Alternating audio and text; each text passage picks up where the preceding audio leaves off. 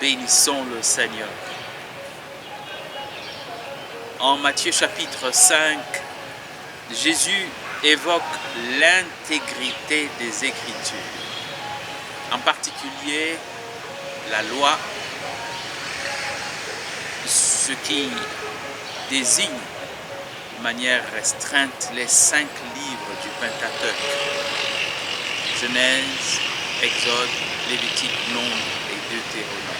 Il dit: pas un seul trait de ces Écritures ne disparaîtra avant que le ciel et la terre ne disparaissent.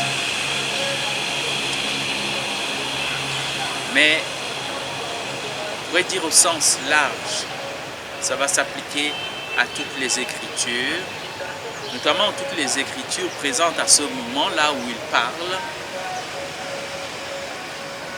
la loi, les prophètes et les écrits, tout l'Ancien Testament.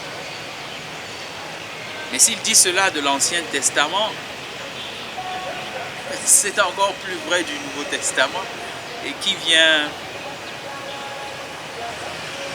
amener à son achèvement la révélation et toutes les choses déjà latentes dans l'Ancien Testament. Et Jésus va plus loin pour dire que si quelqu'un néglige un commandement parce qu'il est estimé petit commandement, eh bien il sera le plus petit dans le royaume. Quelque chose de semblable est dit, peut-être de manière un peu plus forte, au tout dernier livre de la Bible, à l'Apocalypse, chapitre 22, le dernier chapitre. Dans les derniers versets, il est dit que si quelqu'un surcharge ce livre de prophétie, c'est-à-dire le livre de l'Apocalypse, Dieu le chargera de tous les fléaux qui sont dans ce livre de l'Apocalypse. Si quelqu'un y retranche quelque chose, eh bien Dieu retranchera sa part et il n'aura pas part. Il ne pourra pas avoir accès à l'arbre de vie ni à la Jérusalem nouvelle décrite dans ce livre. Il s'agit donc non pas simplement de garder dans leur entièreté les Écritures,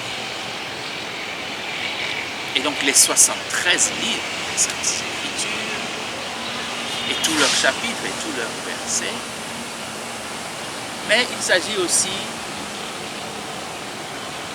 de garder, c'est-à-dire de vivre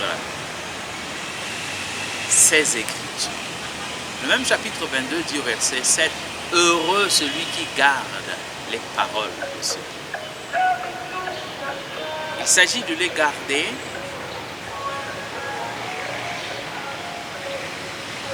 comme une règle de vie, comme une norme de foi. Lumière sur ma route, lampe de mes pas, comme parole de Dieu. Et Jésus qui dit cela, n'est-il pas lui-même le Verbe, la parole de Dieu?